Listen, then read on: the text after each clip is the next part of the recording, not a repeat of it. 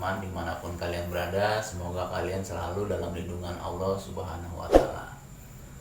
Di vlog pertama kali ini, saya ingin berbagi kisah tentang perjalanan hidup saya yang selalu diikuti dengan makhluk dari alam lain.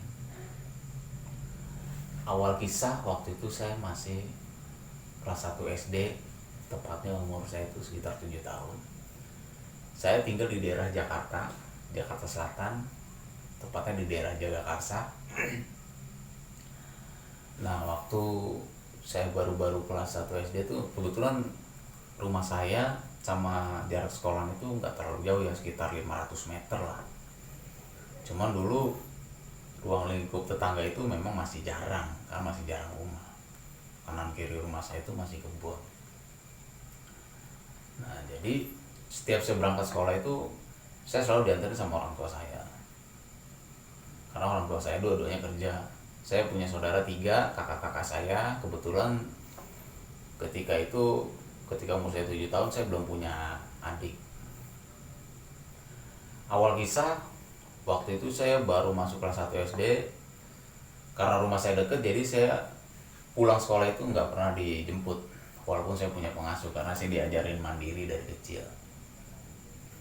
Nah, saya pulang sekolah, saya ketemu sama anak kecil di depan gerbang rumah saya. Jadi rumah saya itu masuk jalanan dulu ke dalam kayak lorong, baru ketemu pintu gerbang rumah tuh.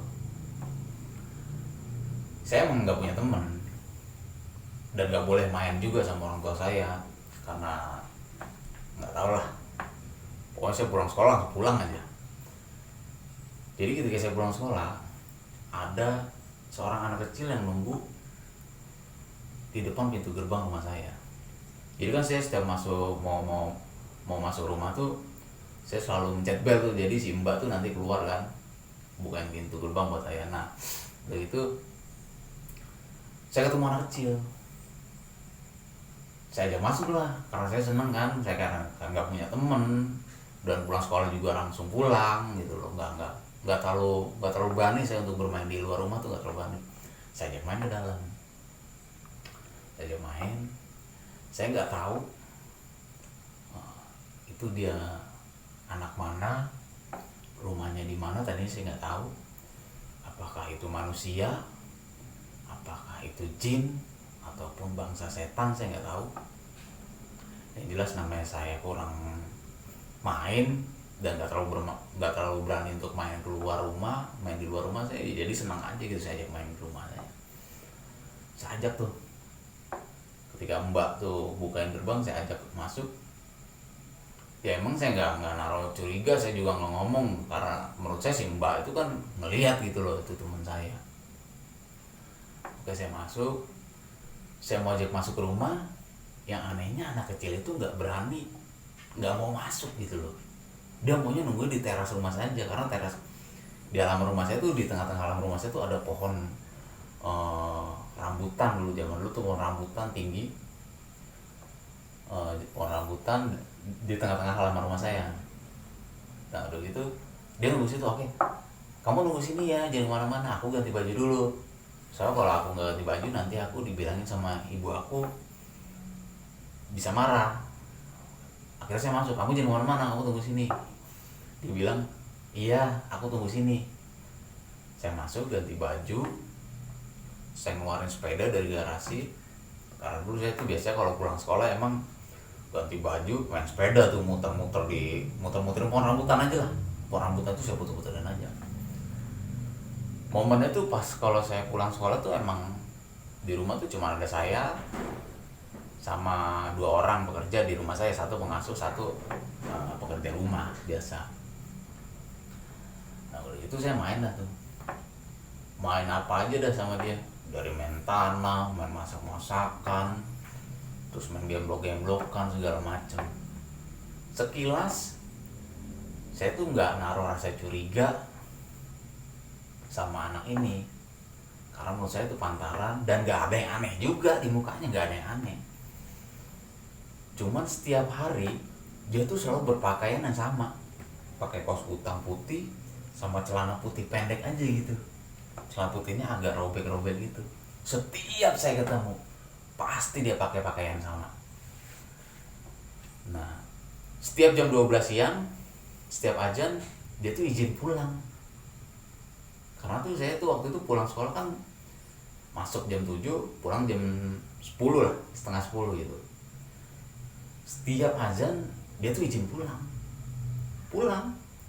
Saya bilang, kamu balik lagi nggak? Enggak, aku besok lagi balik ke sini. Nah, karena ibu saya tuh kerjanya biasanya pulangin jam 1, paling lambat jam 2 lah.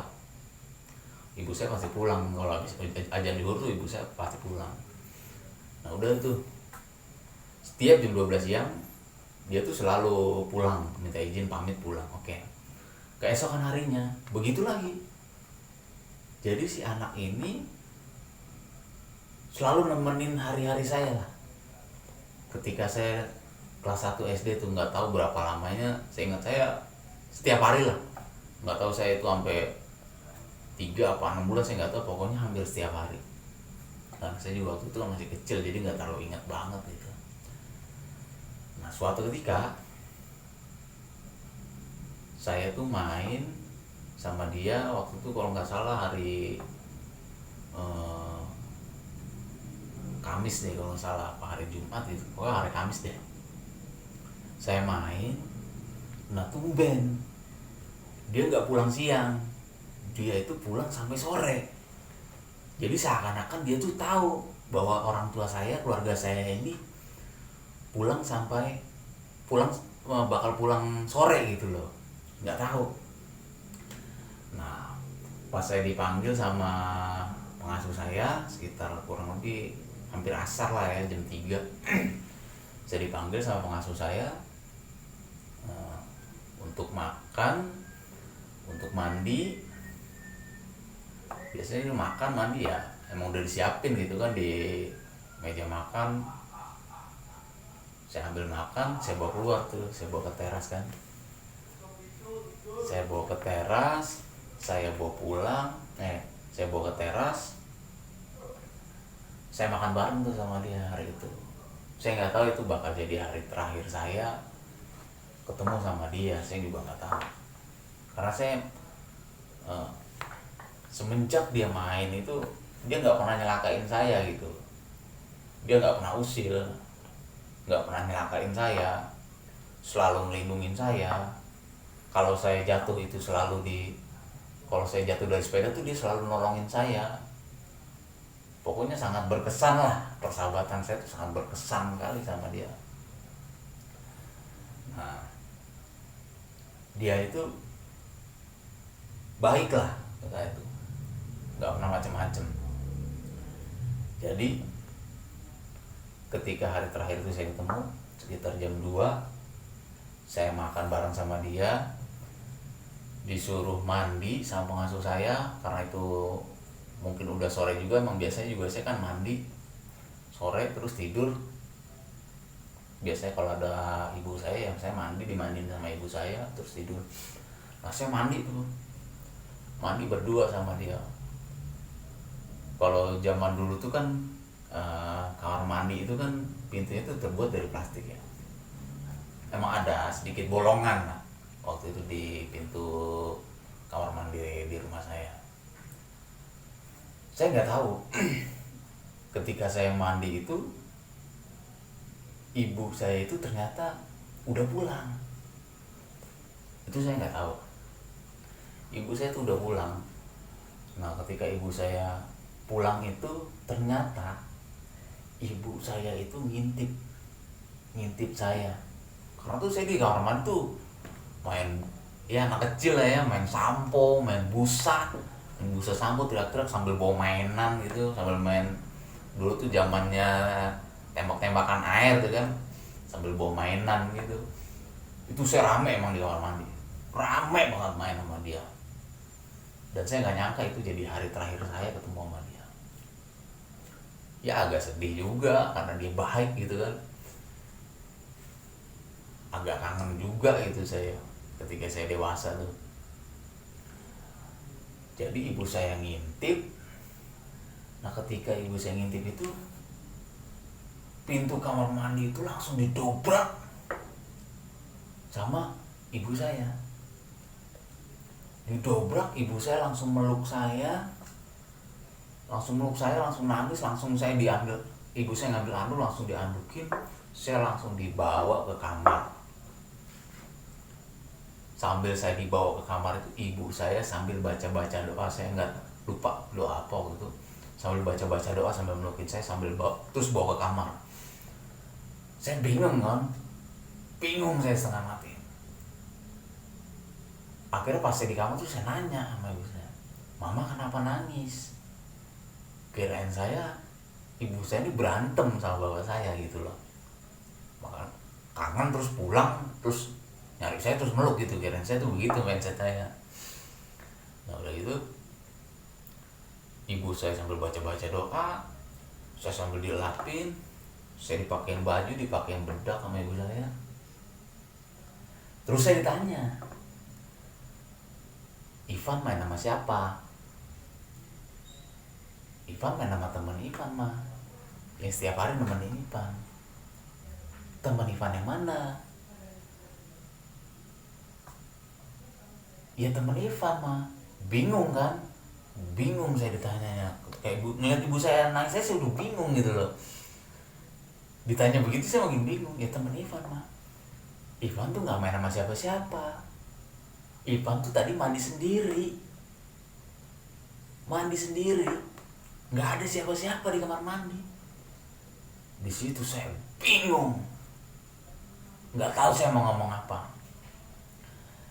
Nah udah gitu, singkat cerita,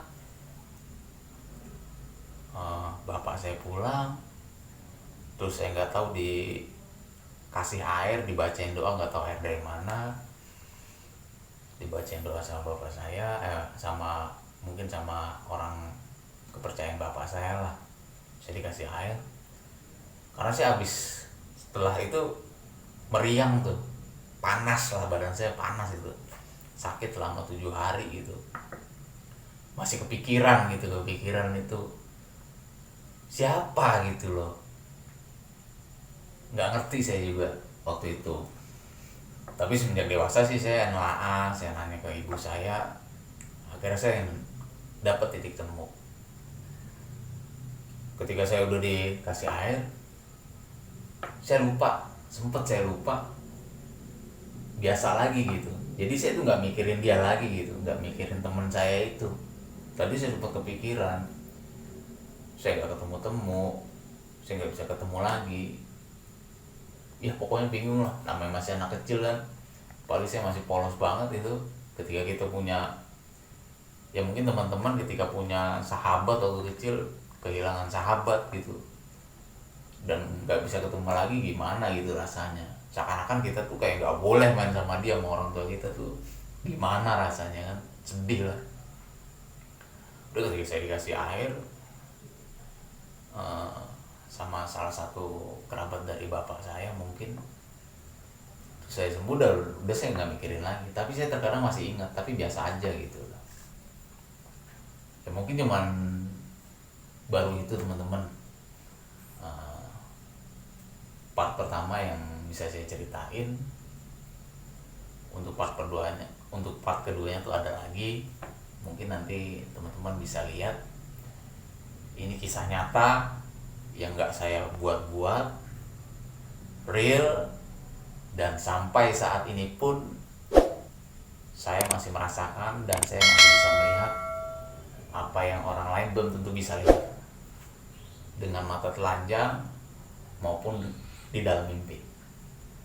Masih banyak cerita-cerita saya yang mungkin bisa menginspirasi teman-teman, bisa menjadi perbandingan antara kebohongan dan kejujuran, antara cerita bohong dengan cerita nyata. Mungkin teman-teman bisa membandingkan nanti. Jadi saya ingin berbagi kisah nyata saya yang benar-benar nyata, tanpa dibuat-buat. Ya memang apa adanya saya cerita.